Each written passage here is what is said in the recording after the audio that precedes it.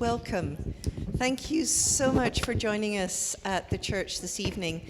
It's a beautiful spring afternoon and evening, and thank you for joining us with our panelists tonight. I am going to introduce our panelists. We're going to have a few conversations between us. But we want to leave lots and lots of time to be able to open up for your questions. We greatly look forward to those. But just roughly to get us started, on the far side, we have Rico Gatson, Brooklyn-based. He has a MFA from Yale. He is a painter, a sculptor, a video artist, and installation. He has a great interest in geometric patterns, and it'll be interesting to find out if we think, we already have had a conversation about whether anybody up here is actually an abstract painter. So fasten your seatbelts. We're in for a ride. Next to Rico, we have Dianne Smith, who lives and works in Harlem. She has an MFA from Transart Institute in Berlin. She is an abstract painter, sculptor, and installation artist. She has a particular interest in ways to connect disparate communities through her work, and that will certainly be something we will touch on tonight. And finally, we have Benjamin Lee Sperry, who lives in Millertown, Pennsylvania, an MFA from the University of Delaware, mixed media artist working primarily with printmaking, but also with painting and photography. Benjamin is interested in mediating personal experience and the search for a greater meaning. So with that, I'm going to sit down. And I wanted to start off by saying that the context for this discussion, and again, I'd just like to say how grateful we are to all of you for coming tonight, is the exhibition Return to a Place by the Sea, which is primarily up on the mezzanine. It was Nanette Carter and also Gregory Coates who recommended our speakers tonight. And that seemed particularly important given the themes of kinship and mentorship that are embedded in the exhibition upstairs. So perhaps to start off, I wanted to ask you about mentorship and kingship in your own lives and careers. How important it is, if it goes up in age or down in age, if you seek kinship primarily in other artists, living or dead. But that idea of sort of who you are, who are your peers and who you're working for, I think may be a very interesting place to start. You want me to start? Yes. Okay. Thank you. I've been told I have a really good voice, so I don't mind talking. Anyway, happy to be here. Again, I'm Rico Gatson. And this is an interesting question or a way to start. I teach at NYU, the School of Visual Art, for a lot of years now. So there's a lot of former students in the world. And so I'm also known as young artists, youngish, but it spans a pretty broad range at this point. I'm only 37, so I'm joking. I'm much better than that. So I have students that are I can see we're starting off like really well. Thank you. I like compliments, but not to speak directly up to the whole idea of being selected by the artists in the group, all of which I'm a fan of, especially Nanette Carter, because there's a lot of ways in which I think that she's thinking about abstraction that's consistent with how I work with abstraction. just from the standpoint of, it not being like this sort of pure, like thinking purely about abstraction, but that the work has content, I mean, I think that, I don't know if she coined the term, but conceptual abstraction was a term that came up. Social abstraction with Mr. Coates. So yeah, I'm thinking about the work that I do as having a connection to specific things in the world. And we can unpack that a little bit more, but as somebody who works with students, somebody who had great teachers, we all had great teachers, I'm assuming. So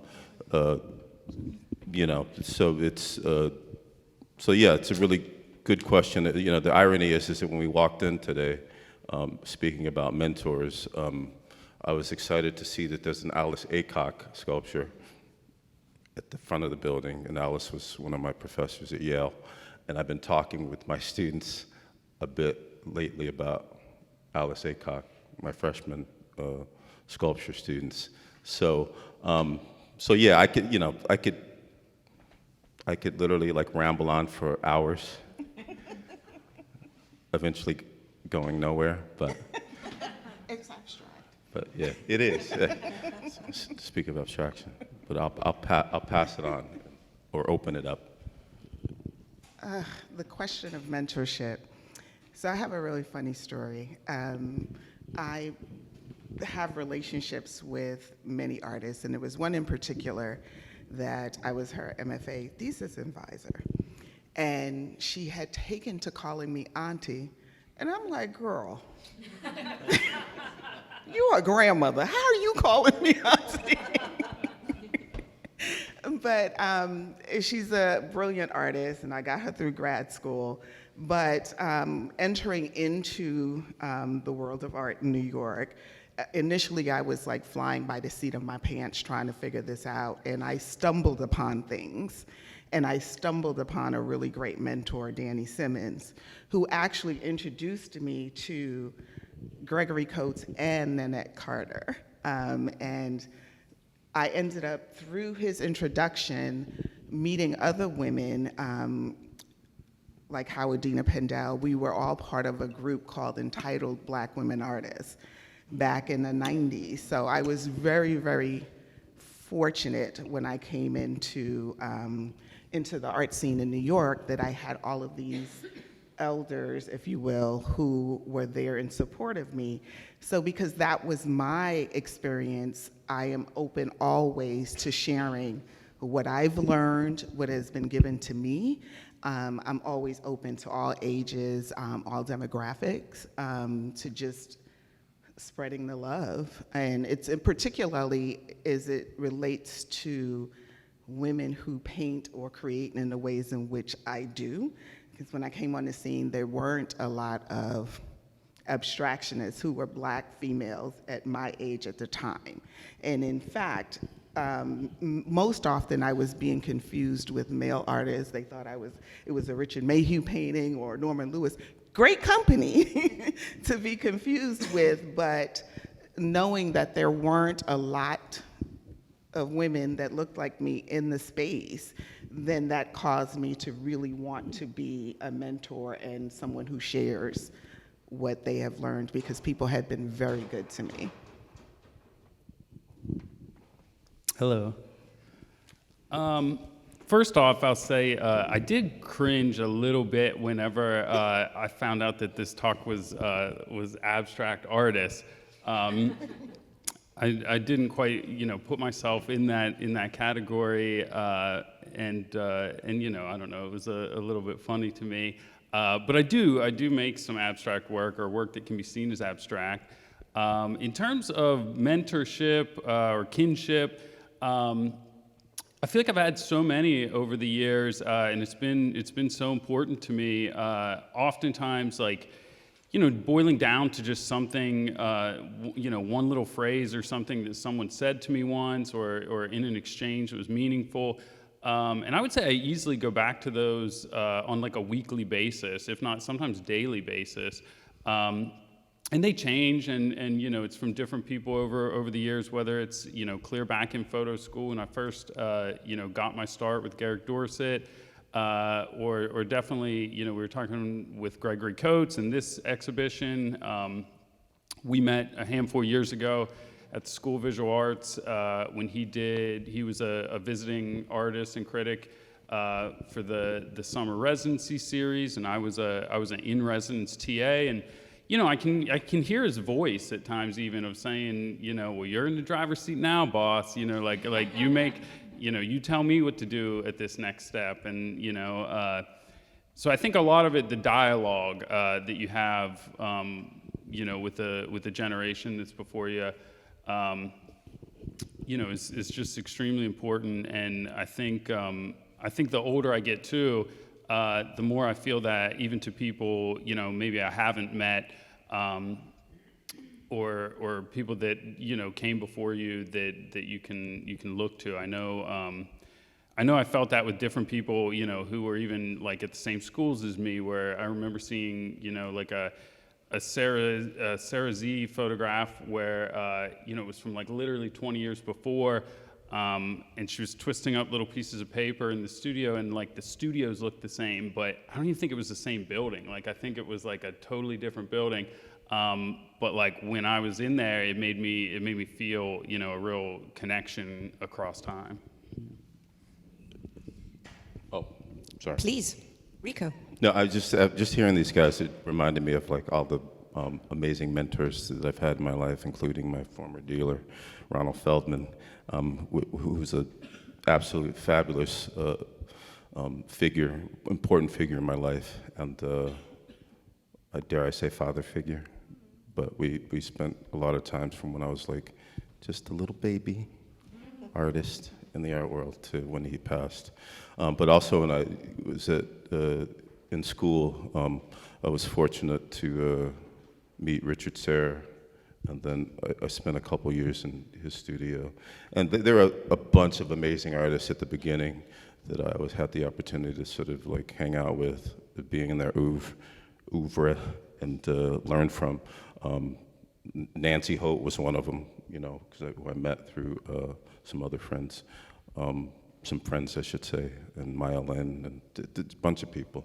You know, so, but for me, and then my undergraduate professor, who no one knows of, because I went to Bethel College in Minnesota, and he was really important. And I was talking to my wife this morning about like his impact on me early on, like from, you know, he was one of the first professors that, you know, first of all, he was a very large man with the big, he was about my age when I met him, my age now, which is 37, plus a few years. You know, but he was the first person that told me that I could like really look at myself, you know, look into my personal history, identity, and make work about it. And that was like a really powerful thing for me at that point that changed the course, you know, obviously, of the direction of my life. And, you know, and I still feel that impact now. And in fact, he passed in like 2020 from COVID. He had an accident. He was 80-something. He had an accident. But I feel really lucky in that he contacted me just before he got sick, and went through this whole series of things just to say that, like we would talk periodically over the years, but he, you know, contacted me to say that, you know, how proud he was of me. And, you know, and I was just recently, I don't want to get all sappy and start, but it was a powerful relationship, and, you know, he meant a lot to me, and I've been talking to my freshman sculpture students recently a lot about him, and I found this film that I tried to make them watch from like 1981. It was documentation of this piece that he did at the University of Minnesota, this massive sculpture. And it was just really powerful to be transported back in time to that time, which was just a few years before I met him, and so on. And like I said, I can ramble on and on for hours, but he was a great mentor. So I think it would be a really good moment to kind of dive in and talk about, there are obviously layers of stylization, formal interests in each of your work that perhaps could be classed as abstract, which is sort of part of the conversation of this evening. But I would like to take a step back and ask you each to kind of define, either in relationship to or in relationship against abstraction, your own work. Sorry, that was a convoluted conversation. Sorry, sentence. We're living in a world of ambiguity. Well,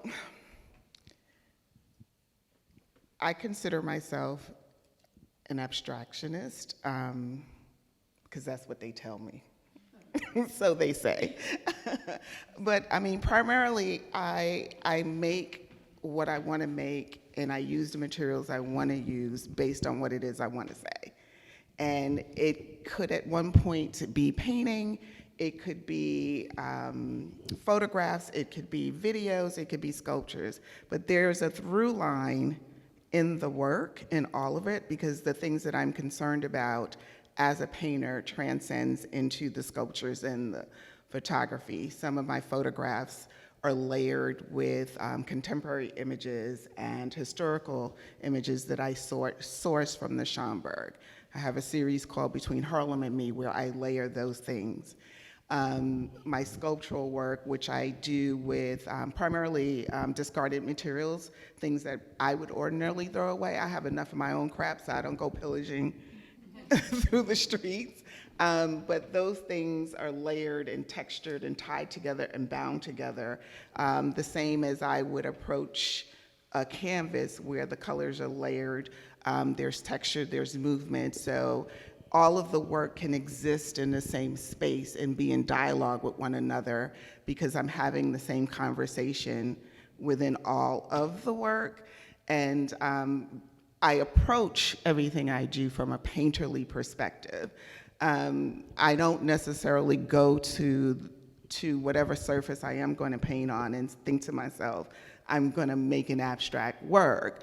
I make what comes out of me. And in fact, I literally stumbled upon painting the way that I do. The last question was about mentorship. Danny Simmons came into my studio. Well, before that, he asked me, how long does it take me to do a painting? And I gave him the time, and he kind of looked at me like I had 5 heads, and I was like, and he came in and he said, well, it's clear you can paint, and you're probably a much better painter than I am. I just don't know why you're painting this shit. And, you know, after I gathered myself, you know, and I was a little shook, you know, but in front of him, I couldn't show that I was shook, right? But afterwards, you know, I went through the motions and I started painting. And the first thing that we could attribute to being an abstract work came out. And I called him up and I said, I painted something. All I can tell you about it is that it's finished. I can't tell you anything else, but I know it's done. And he came, he saw it, he said, this by far is the best thing you've ever painted. And I've been painting this way ever since. My relationship to works that we're talking about in terms of abstraction was going to the museum or studying art history as a kid and seeing abstractionists in the museum painted by primarily white males that had nothing to do with me. So I didn't see a connectedness to myself and that work or that painting style until I stumbled upon it. And once I stumbled upon it, there was a discovery of artists of color, from Richard Mayhew and Norman Lewis, who I mentioned earlier, Alma Thomas, Howardina Pindell, Nanette Carter, Gregory Coates. All of these artists started appearing out of nowhere that no one had ever told me existed all my years of art history and studying art. And I was like, what? And so here I am. And again, I don't know that I ever started like, well, let me go paint something abstract. The advice I was given is figure out who you are as a painter, find your voice, and paint from within, and free up. That was the advice I was given. It was never go paint abstraction. And that's where I landed. That answers your question. Absolutely. Okay. All right. I'll take it. I mean, I again, I consider myself a sculptor who paints, if I have to put a label onto what it is that I do, or how it is that I think about what it is that I do. But I'm mostly, so to me, it's not a matter of like whether it's abstraction versus representation, because I do it all. I do both, I should say, or whether it's video, sculpture, works on paper, or painting, dare I say, painting. Or I like to refer to the paintings as painted things, because I still think of them as objects. So whether or not it's abstraction, I mean, I can sort of like look back and think upon like artists that mattered to me when I was really young, and I think that one of those artists was Stuart Davis, and we were talking about jazz earlier, also Mondrian, and I know that Nanette Carter was influenced early by Stuart Davis, and I think it's pretty obvious in the work. But like for me, like abstraction is just a vehicle to sort of like point to things in the world, you know. So like, you know, and I think it's kind of highfalutin to think that like whatever it is that we do is having some sort of power that's beyond like, you know, what's received by you, the audience. So we can try to make stuff, you know, and I'm not trying to be like falsely humble, but for me, like it's spiritual, you know, and you can unpack all the ways in which like that, you know, I'm working with you know, symbology, working with like form, working with whatever goes back to something that's deep. Danny, you keep talking about Danny Simmons, who I love, and you know, makes very work that I think is very spiritual. But for me, it's like, you know, I'm thinking about like, you know, just a lot of stuff, like music, jazz, you know, from bebop to transcendental and freeform, Albert Ayler, Alice Coltrane, you know, Don Cherry, you know, and then it's like, you know, Hilma af Klint or Emma Kuntz or, you know, Philip Guston, you know. So, you know, again, not to get too rambly, but so I see everything that I make in these hard-edged abstractions that look like other things, like Saul LeWitt, Ellsworth Kelly, Carmen Herrera. These are all mentors. Al Loving, you know, James Little, who I just met recently and said that I remind him of Al Loving, which I thought was kind of funny. I never met Al Loving, but the point being is that like there's real power in like the form, and there's something important for me in my work in trying to sort of like speak to things that are like not like you know the things that are hard to get at, that go beyond like the surface, that go beyond like, you know. It's just spiritual, and we can try to unpack that a little bit more. I mean, I would love to try to unpack that with y'all. You know, it's like indigenous, it's like African, it's like African religion, it's like, you know, and I'm speaking very generically about this stuff, you know, but it's like, it's rhythm, it's vibration, you know, and it's like how those things sort of function to sort of like create something that is beyond like, you know, just aesthetics, if you will. So, sorry. No, that's all right. So for myself, I don't really think about it in terms of being an abstractionist or even really working with abstraction all the time. I use images constantly. I do representation as well.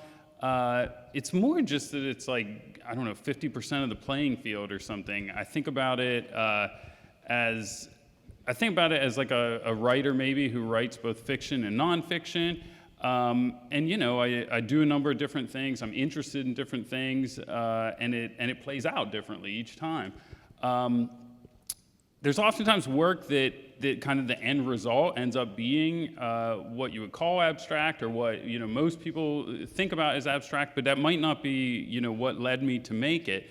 For instance, the work that I'm doing now it's screen printing, and I had started, you know, or it's painting that's using a screen, I guess, but it's you know, an experimental screen print, and I had started with using images, using, you know, photo emulsion, doing like a CMYK process, and it sort of ended with like a personal challenge of saying like, well, what if I remove that? What if I take that out of the equation? You know, how far can I get with just, you know, a big empty screen? And I also, subsequently, that thought had been brewing, and I had a studio that didn't have any water in it, and so I had no access to spray out screens. And so it was like a practical thing of like, well, let's also like work with what we have here. And in the end, the images end up, you know, looking abstract, because there's not like an image within them, or a photographic image rather, a representational image, an image that came from a camera. But I'm still thinking about them in relation to photography, and I guess also in relation to painting, even though they're prints really. And you know, and I think about things of you know, I think about the way that the ink lays on the surface, similarly to how you can put like emulsion on a piece of paper for a photograph. Or certain things, you know, that maybe once interest me about being in the darkroom and printing in the darkroom, you know, I'm now looking at within that image, but I'm not necessarily setting out to make an abstract work. It's just kind of part of that process. And then oddly enough, too, I'm most attracted to the ones that end up, you know, looking like photographs, where I feel like it looked like it could have come from, you know, an Epson printer or something like that, but it was done by my hand. May I add? Of course. You mentioned earlier SVA and Gregory Coates, and I had been spending time, I think this was around 2007-ish, in my studio working, and you know, as artists, you work in a vacuum, and I felt like I needed something more, and I wanted something more, and I needed community. So I went to SVA and I did that residency, and that was one of my first artist residencies. Because my trajectory was, again, I just was thrown out into the art world and was exhibiting and showing with older abstractionists, because that's where I landed. But I knew I wanted something more. I got to my studio at SVA, and I had some of my paintings in. And Gregory Coates was the visiting artist, and he came in and he said, "Di, clearly you can paint. We know this. Abandon the brush.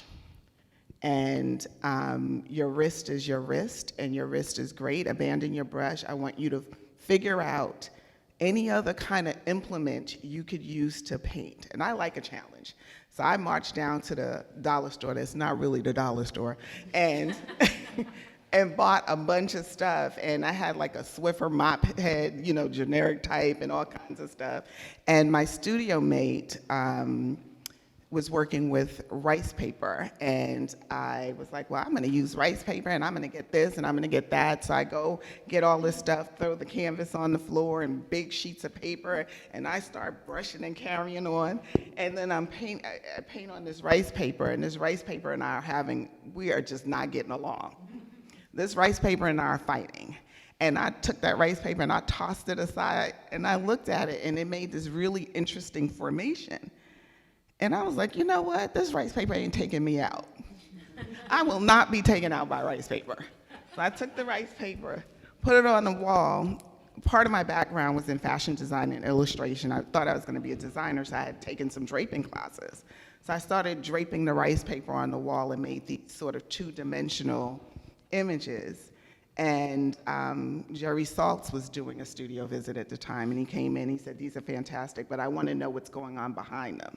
So again, I love a challenge. I marched down to the Home Depot on 23rd Street, bought a bunch of stuff, trying to figure out how I'm going to get this paper off the wall to stand up.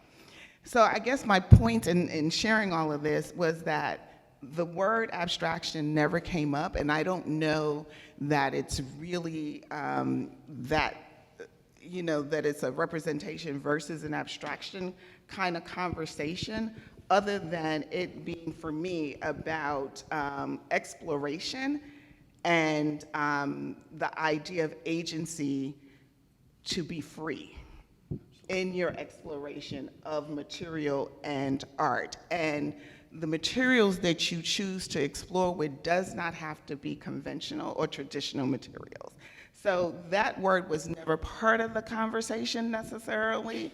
I mean, once you go out into the world and exhibit, you have to be, because, for it being the art world that's supposed to be about creativity and exploration, and there's still these boxes that one has to fit in, right? So for exhibition purposes, that word surfaced in terms of my making, but in the process of making, it wasn't at the center. What was at the center was my ability to just be free from doing work that I thought I was supposed to do based on what I look like, what I was expected to do, which was very representational work, which is what I was doing before. I mean, I can get on that wagon. I love the whole notion of freedom, like thinking about freedom, and I think that that's kind of how I approach the abstract paintings that I make, and because in spite of like having to be sort of engaged in this art business thing, I think that like the whole idea of the studio, is where the work gets made, is like sacred space, is like where you get to sort of experiment and play and try to figure it out, is interesting. And that's a sort of a kind of a license that I gave myself. Like, again, like these labels like sculptor, painter, mixed media artist and all of that.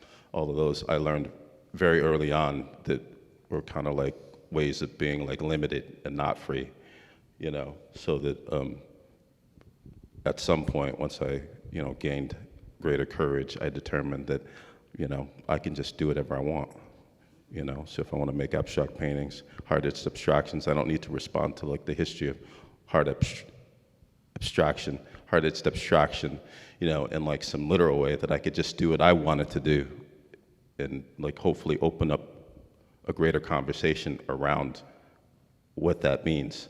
I don't think I make paintings that look like other people, but people are always sort of associating my paintings with other people, and I ain't gonna name no names. I named a couple of them, but in terms of peers, there's one really good friend of mine that I get associated with, like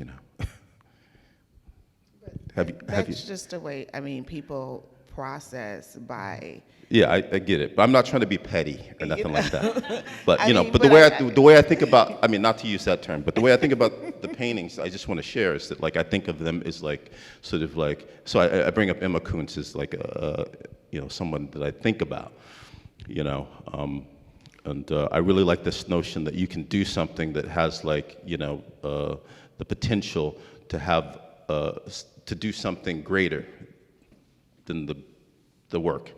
Like the work could have like these the power to heal, like we're dealing, clearly I'm, a large person of color,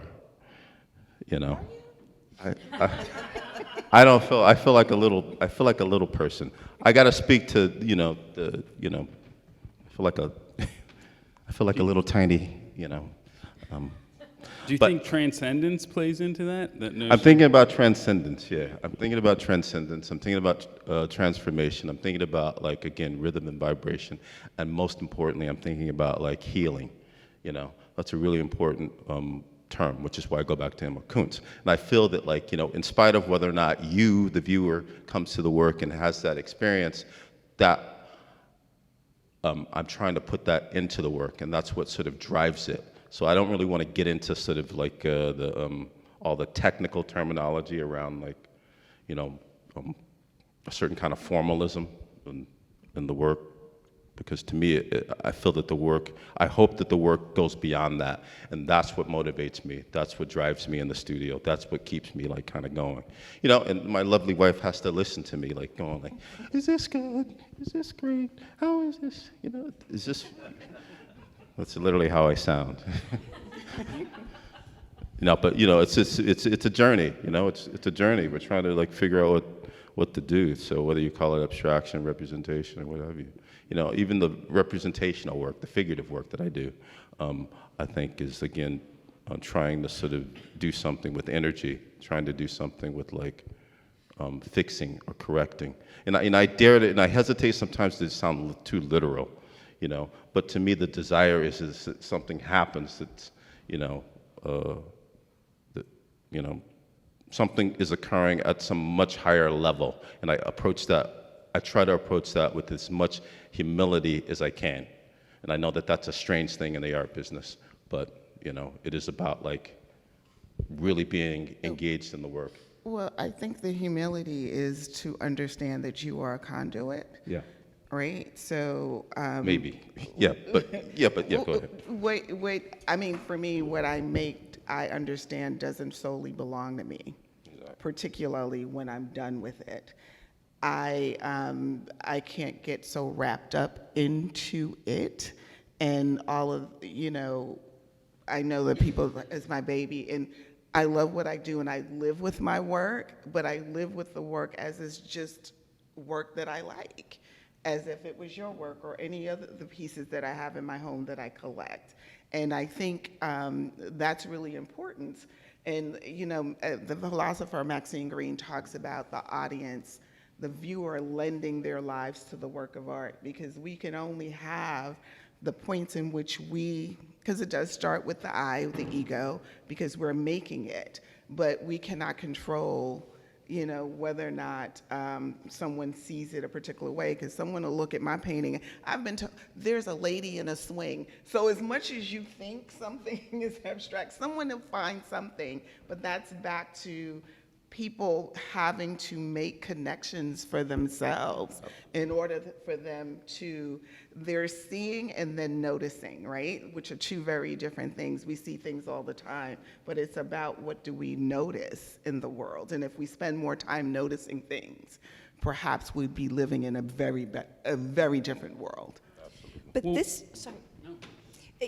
this brings us to a really interesting point about the history of abstraction and its relationship to spirituality, alternative spirituality, all of these ideas of theosophy, including many, many other ideas. And I mean, I think that there's two sort of things I hope we can sort of unpack in what you've said is, one is the idea of inspiration, which is drawing perhaps on alternative influences in your work to do with background.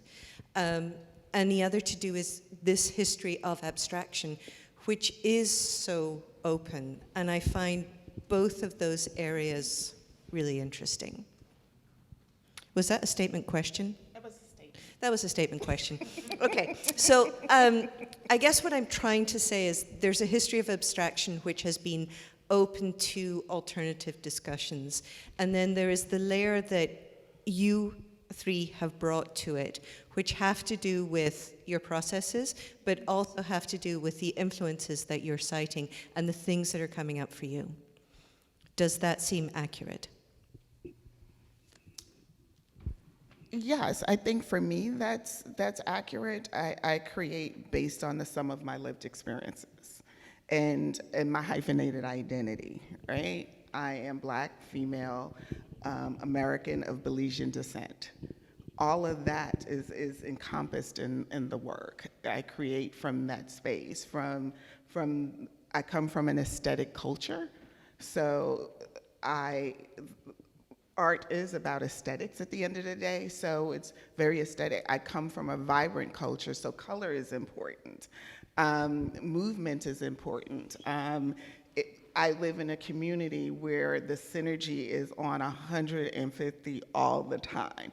That's important. That is what fuels the vibration of Lenox Avenue, fuels my creativity. The pulse of 125th Street. No matter where I go in the world, when I get back to Harlem, I know I'm home. It's home fuels the ways in which I create. The ancestors fuel the ways in which I create.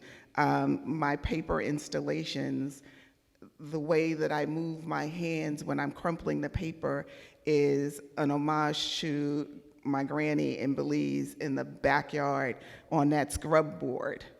I liken this back to when Gregory talked about my wrist. My mom used to talk about her wrist because she was a softball player. And then she was a good golfer because she was a good softball player, which neither I did. But the idea of the wrist and the movement, the braiding of hair and how I twist and braid the paper in my installation or the textile that I work with, that is reminiscent of sitting between my grandmother, my mother, or my aunt's legs and then braiding my hair. The kneading of bread in the morning or the Johnny cake in the morning, those things are all part of me. And then there are other things that are inherent that I don't know. There are things that I call the familiarity of the unfamiliar. When I started knotting and weaving things, I had this memory of being in Belize on the veranda with my aunt, and she was teaching us how to weave things. And it wasn't, my aunt was very, very she was the only one in the family, my mother's,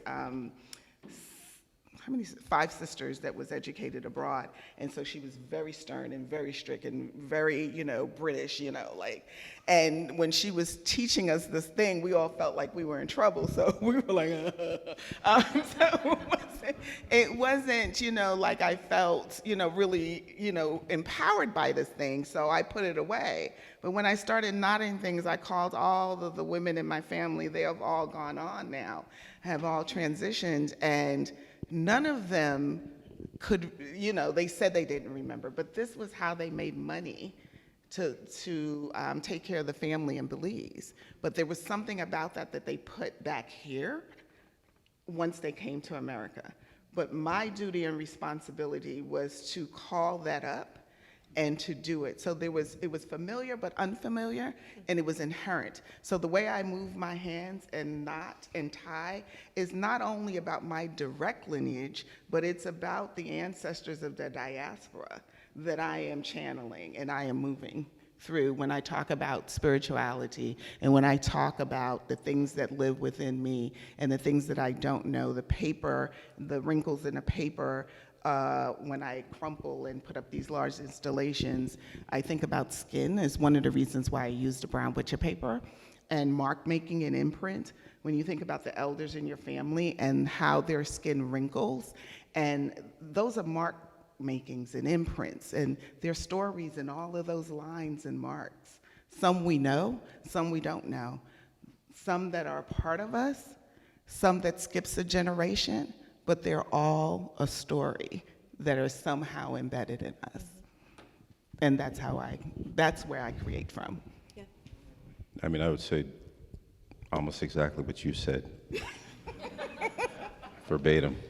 Yeah, but I think that it's inexplicable, this sort of, all of that sort of coming through us. I like to say it's a transference of a certain sort of energy through us into the work,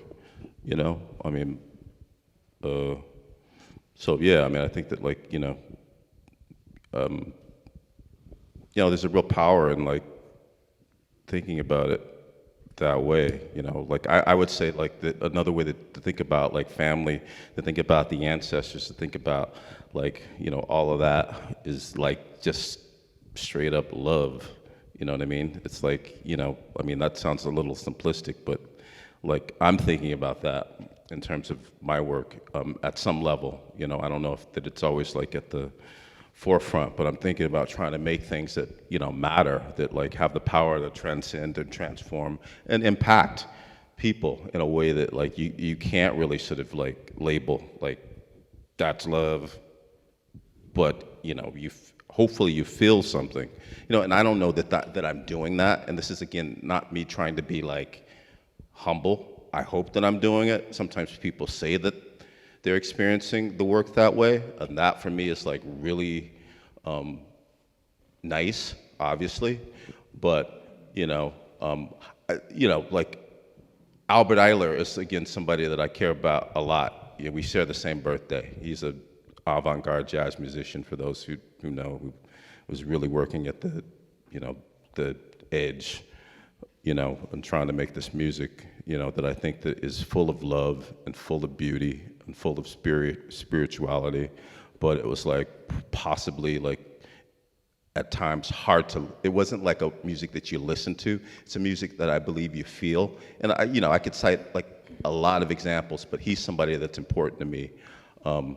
You know, or you take like somebody like Takwase Dyson, who is a friend and also has the same birthday, July 13th, 1966, you know, who's making like this abstract work that's like the opposite.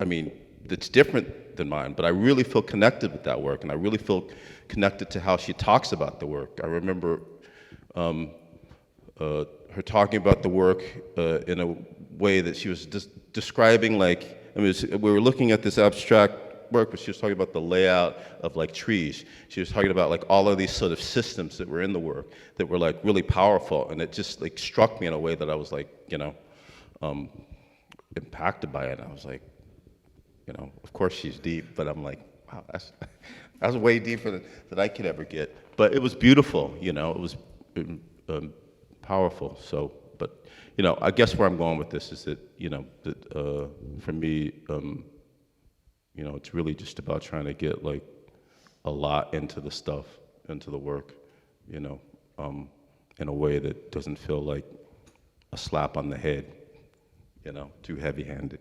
So, you know, and I think that that's what we do. That's that's the magic that hopefully occurs, the alchemy that hopefully occurs in the studio. Yeah, I mean, but I think that it's the integrity and the honesty in which you're making. Yeah. That because all of what I said, again, it does not matter because you enter into that work from where you are. But if the honesty and the integrity is in the work, you and I are having the conversation as a viewer.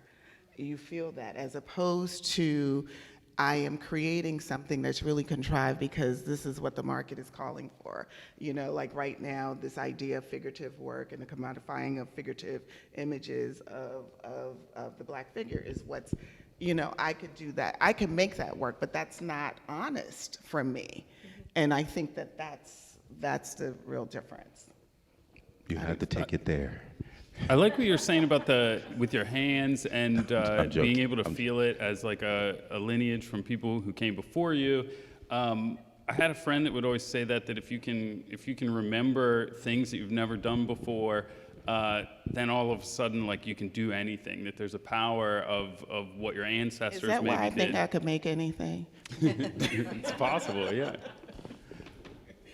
But yeah, and we were talking earlier too about the notion of surprising yourself in the studio, that's sometimes, you know, maybe the best gift of all, or you know, when you can get most excited about something. I don't know, I was always taught to, like, especially going back to photo school, and I think, you know, that was where I got my start, so I think most things, like, take me back there. You know, that you can either pre-visualize and plan what you want to do and then figure out how to execute it, or you can post-visualize, where you go out, you do actions, you know, let the shutter fly, make some images, and then come back and say, and then look at it critically and say, you know, what did I really do here? What could this become? You know, what am I looking at? And needless to say, I was definitely always the second one there, where, you know, I'd come back and have a whole bunch of dense negatives and say, like, what in the world can I do with these now, you know? So I do want to open it up for questions, but before I do, I have one question for each of you, because obviously there is a really intuitive part in your work, and I wondered how you think of your work pre-COVID and post-COVID. Sorry, that wasn't on the list, that just came to me.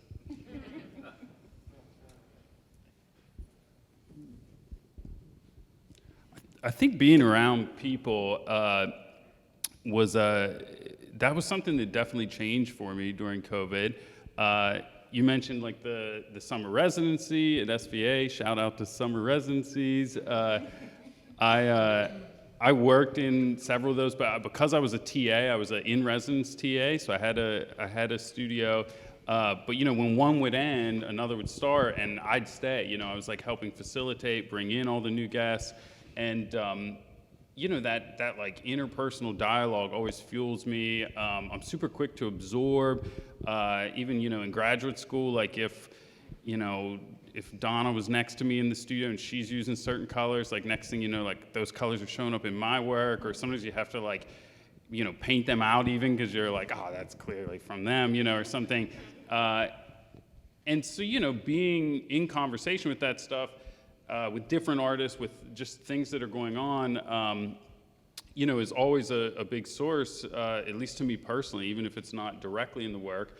And, you know, not only with lockdown and with, you know, just like the physicalness of COVID shutting things down, but like many people, you know, we left the city and got a house in the country, and, you know, I find I have to kind of work harder to put myself in those situations that provide that like ongoing dialogue, or just sort of that, I don't know what the good word for it is, but like you know, an inner dialogue between artists and individuals. Yeah. I got to go like really hard during the pandemic. I don't know if I'm going to answer the question, but meaning that I get to be in the studio because I'm fortunate to have the studio close to where we live. My beautiful wife and daughter were both at home, so there was no place for me to be during the day. So I go to the studio, and that was a good thing. It was good to have time to be in the studio and to work. And I started working with a new gallery, Miles McKinnery Gallery. Yes, we never met, but I know who you are, and I'm a fan. So, you know, so I think that like for me, it's just like I'm, you know, like we survived, so I'm going as hard as ever. You know, I'm working as hard. I'm just like, hey, you know, I'm not gonna waste any time. I'm just gonna go. I mean, a few other, you know, so many people passed.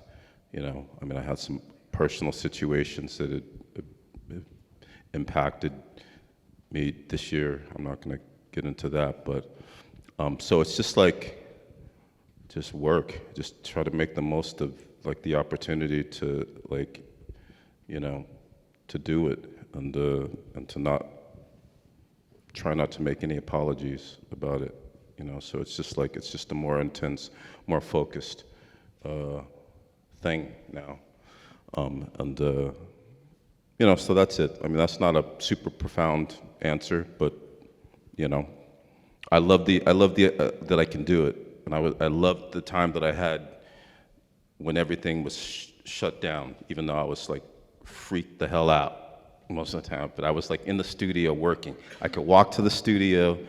There was nobody around. I had no pressure to do anything. I could just be there, and like all this stuff started happening. I was like, oh man, I'm having, you know, this is great. The world's gonna end, but this is amazing, you know. I didn't believe the world's gonna end.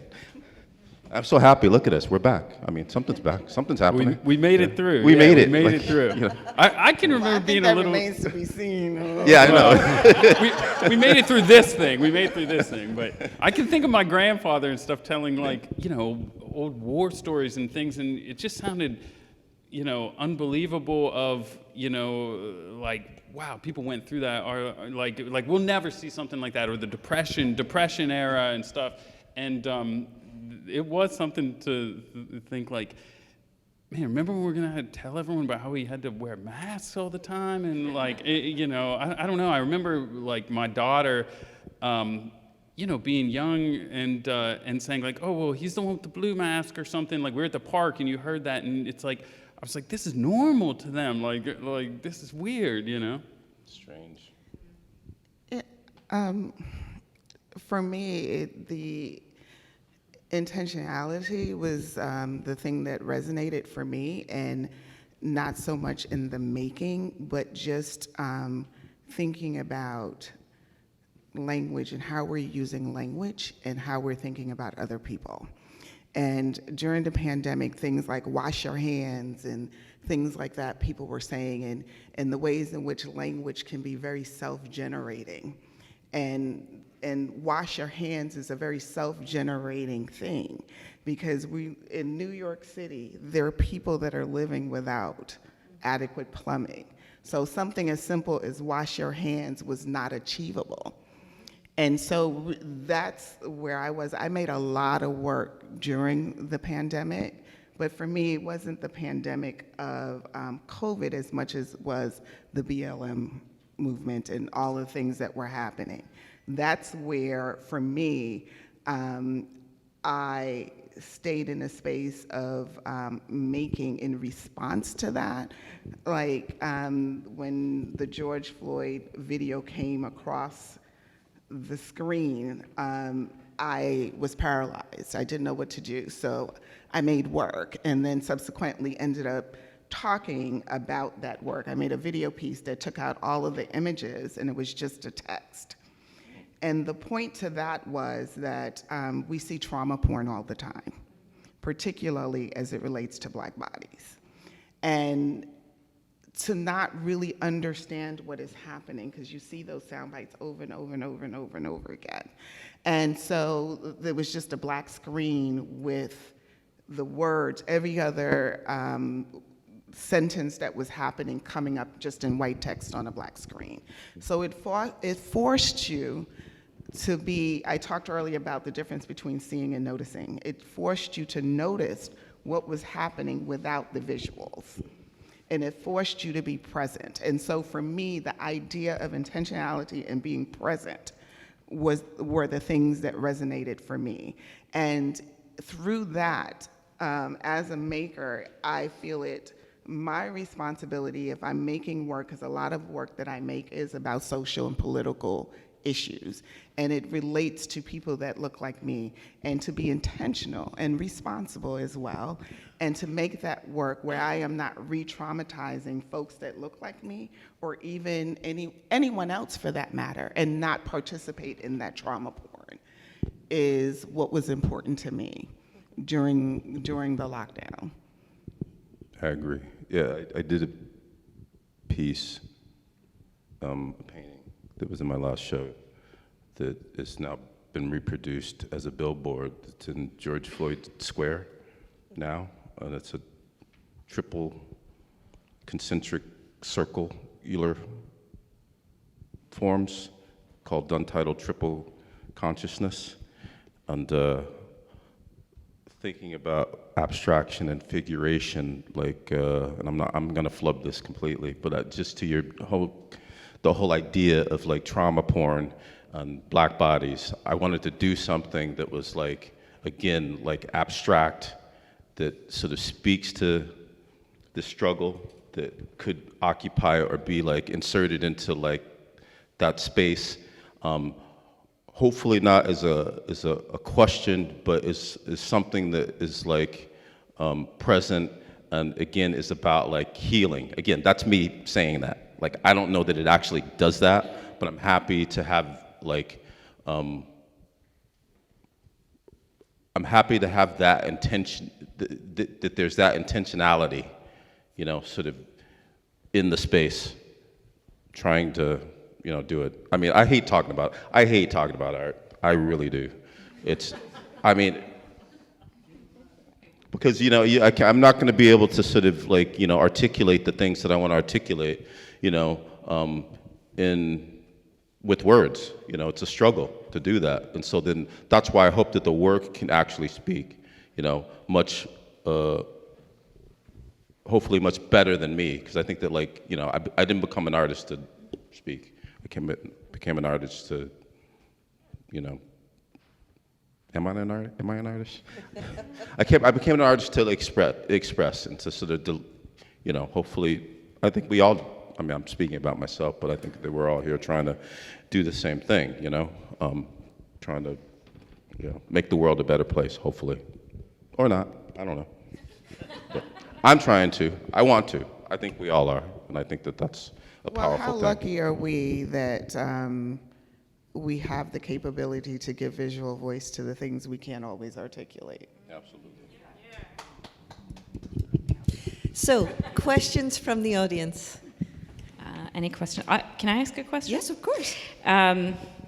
Speaking of, well, within the context of the show, I'm just curious, do you, any of you individuals, perceive that there is any generational shift? Are there any ways in which being an artist, especially but not necessarily working in abstraction today, than perhaps 25 to 30 years ago when the artists in this show were discovering each other's work?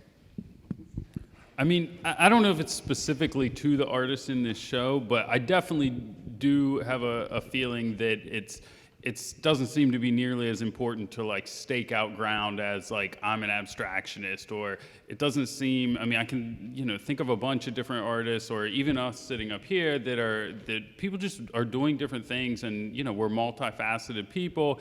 And, to really like pick a camp or something doesn't seem as important, and not that, I think there could be value in doing that. I kind of respect it in a big way, but I don't know. I think there's an openness, or maybe a fluidity or something to it that that allows people to explore different things, and that seems like a real generational shift to me. Yeah, I think not just with the work, but some years ago I went to the Jewish Museum to see an exhibition. It was Lee Krasner and Norman Lewis in conversation. And the whole idea was to have a show on abstraction about two marginalized groups within that field, because let's face it, abstractionists of color and women at the time weren't really visible. So this idea of visibility, even for myself as an artist and other artists, there's, I think the idea, what you're speaking of, is more agency for self in how you make and how you create and how you exercise your voice.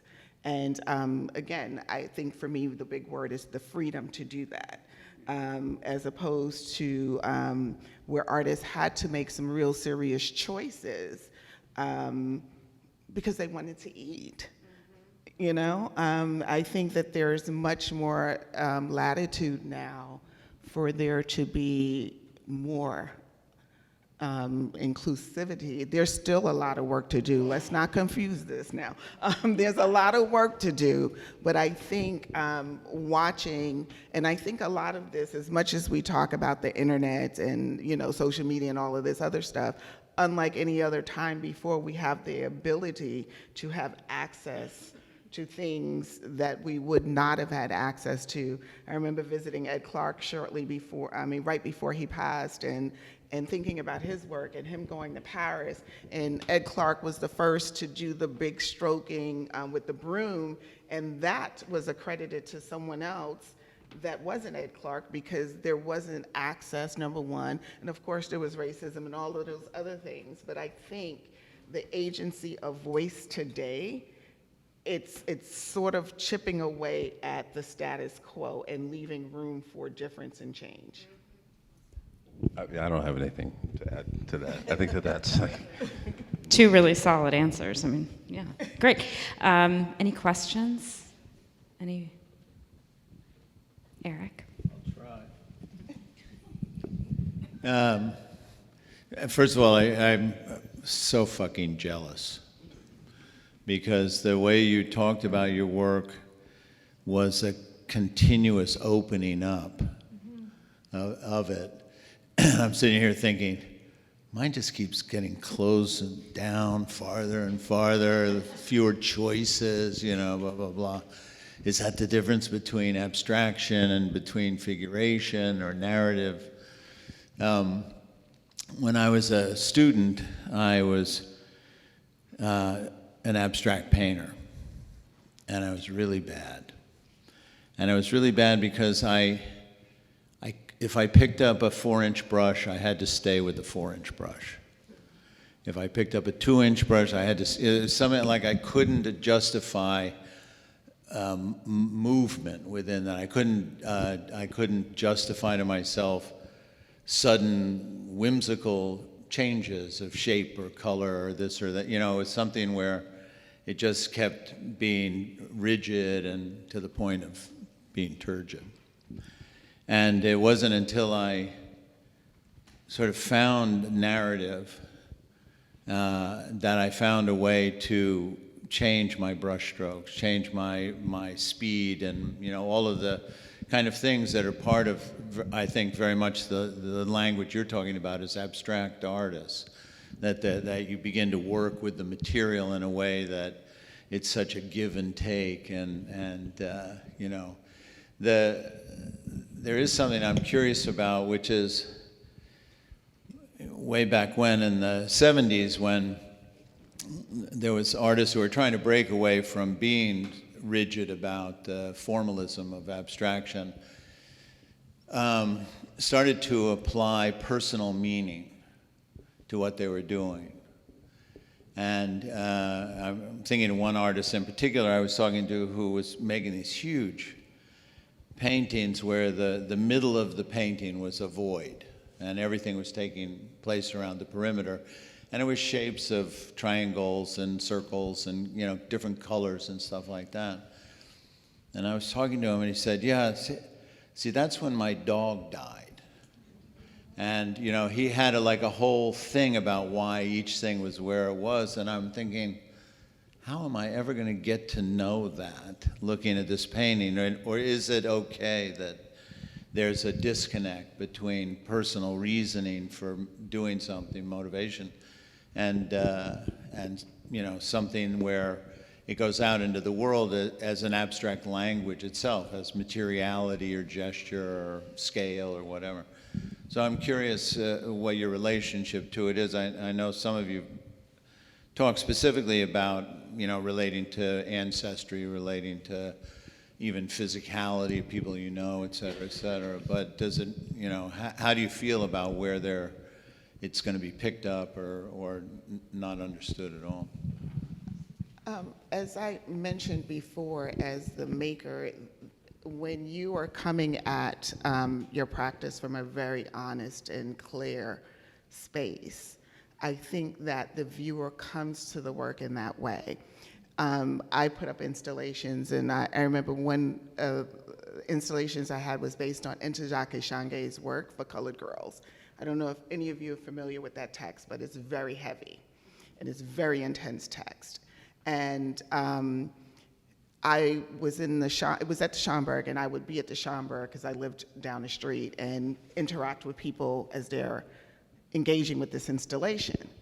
And I had my story and my meaning, and there's Ntojake's work. People who came to that installation had their stories.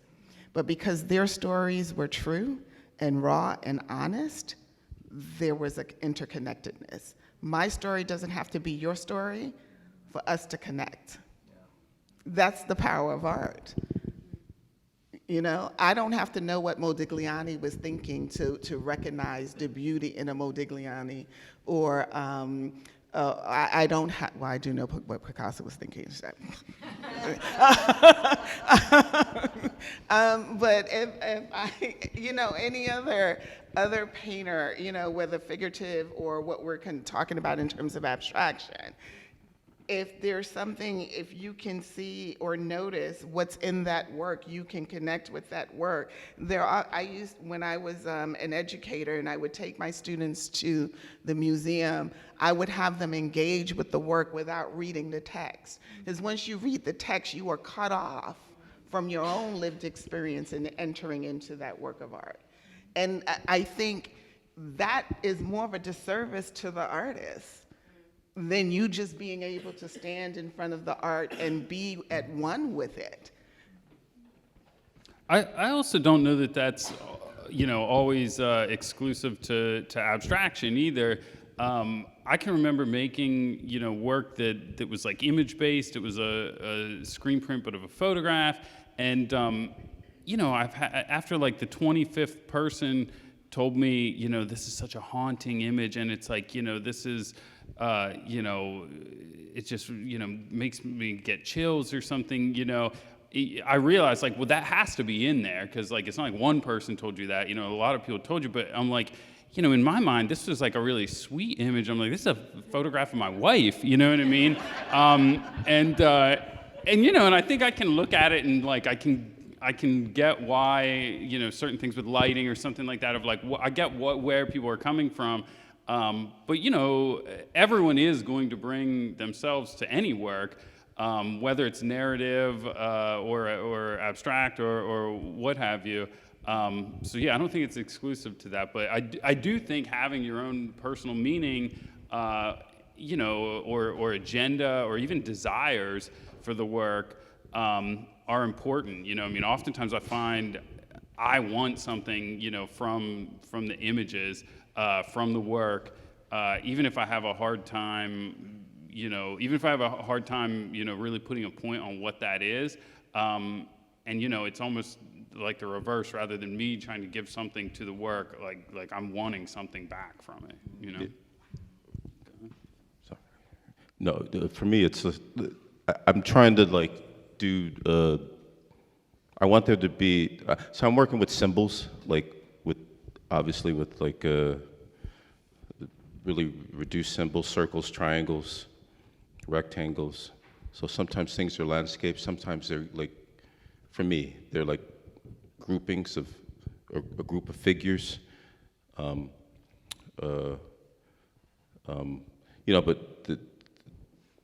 but I try to title things and I try to give access to the viewer, but whether or not they like actually find their way into what I was intending to do, and as I'm working, I'm trying to find it too. So like, for me, I don't know that it matters. So, like you leave a piece thinking like, well, I know what that is. I think that people are projecting all the time. They're projecting onto the work. They're projecting onto everything. But for me, it's like, triangles are very specific. I mean, you can unpack triangles in a number of different ways. They're a symbol of strength. They're a symbol of good and evil. Besides that, short of going every place every piece goes, Yeah. that's the risk you take, that someone is not gonna get. Yeah, but I'm saying what your intentions are. exactly. But you can't control that. You Like really I agree can't. I agree with that you can't control it. But like I do like want there to be some. I think that the word that I kept thinking about is it has to be a certain kind of truth. But that's the honesty I was talking about. Yeah, Right. but you can call it honesty, but there's a truth in like the kind of making. There's a truth that you're putting into the effort, to the time. Hopefully, like if you can achieve that honesty, in your practice, in your effort, then it'll come through. And clearly, not everything is going to be like successful in that regard. But like that's that's what we're working. I think that's what I'm working, towards sort of achieving in the work. So regardless, so whether or not you even, so a lot of times I'll title things, like I titled the piece a painting, and it came after the fact, after the piece was finished, like untitled. So I untitled things and I put a title, Ghosts, after Albert Eiler. So I clearly, for whatever reason, wanted to make or allude to, the specificity of that album, Right. but because that came to me, but whether or not you take that from it, like, or whomever, is, I have no control over that. Right. Or even like wants to engage it for that matter, but I think that like, beyond that, we're just like working to, I still think it's communication. We're trying to communicate. I don't think it's like, because we're not working in a vacuum where like, like I really want to express, that's why I'm an artist, and I want to communicate, and I want there to be an impact, through that communication. But again, you can't control how people But two things can be process. true at once, right? It's our want and our desire and the viewer's interaction and experience. Yeah, I believe in dialectic. Yeah, those two things can coexist. Yeah, absolutely. People look at my work all different ways, and I actually had to learn to like that, because at first I thought, oh no, they don't understand it. And then I started to see what they meant, and then I actually realized I'm so interested in the words that you use. It sounds so much like words that I use, even though I paint completely differently from you.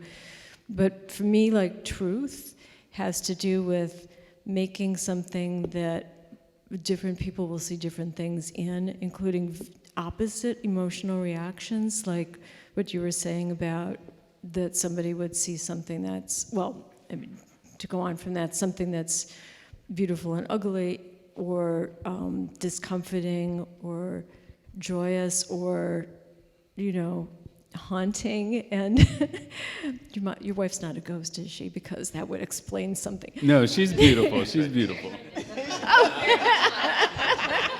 Just kidding. The scary one.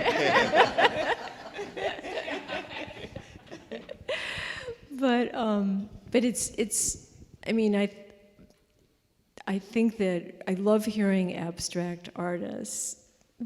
I don't even know if there is such a thing, because I kind of don't believe that abstraction doesn't come from something. I've never understood, like, the Malevich principle or something. You could do this thing that was a real perfect, absolute abstraction. I just don't understand how a person, because we all just project like crazy on everything, could ever not pull from our lives, our physical selves, our heights, our, in our cultures, reading right to left, or reading, the opposite if you're Asian, whatever. I mean, there's just so many factors that. But I love the way you're talking about this. I guess I don't have a question, except that I love this conversation. All right, now keep talking more. Thank you, April. Are there any other questions? Yes, sir. Real quick from a non-artist, and I really appreciate what you have said, and I'm taking away some great things. One of the things that really hit home was the idea of what's the conversation that the piece is having with the individual, or what are you trying to have as a conversation? But something that keeps coming to my mind as a non-artist is, how do you balance? You talk about teaching your students, taking care of your family, your children to the park. What if you have this great idea and you're in the middle of a class, or do you, how do you balance between, yeah, there's a business aspect to that. We can all admit that. But how do you get to the point where it's like, okay, this is built up, I have to get this out. How do you balance? That's a great question, and you're right, because sometimes real life happens, and you got to do the laundry, and you got to cook dinner, and you got, these things are real. But I think for me, that is also part of the process, because I am making from a lived experience. So I have to live to be able to make. I have to have experiences in order to call up to make. And the ideas are always going to be resonating. So there are times, for example, like I may have a huge exhibition coming up, but I'm sitting at the cafe. But that's part of my process of working, but I need to do that. And then there are other times I don't have anything going up, but I'm working feverishly, right? So it's all about the momentum and the space in which you're in, and to be present for it. Every space that you're in, ideas are going to come to you all day long, every single moment of the day. It never leaves you. and you just work with that. Because the idea of making becomes so much a part of you. Yeah. It's like breathing. So if you're thinking about making, when you're at the supermarket, you're thinking about making. Yeah. You're always thinking about it. Yeah, there's like no separation, you know. It's just all the time, you know. I wake up early in the morning thinking about making. Right, because even those I'm days thinking I'm about sitting at making the now. cafe, I'm thinking about running back to my studio. I think I have a family, you know, house. We have a lot of responsibilities. I teach 2 different places, you know, SVA being one. It's funny that we have that, all have that connection.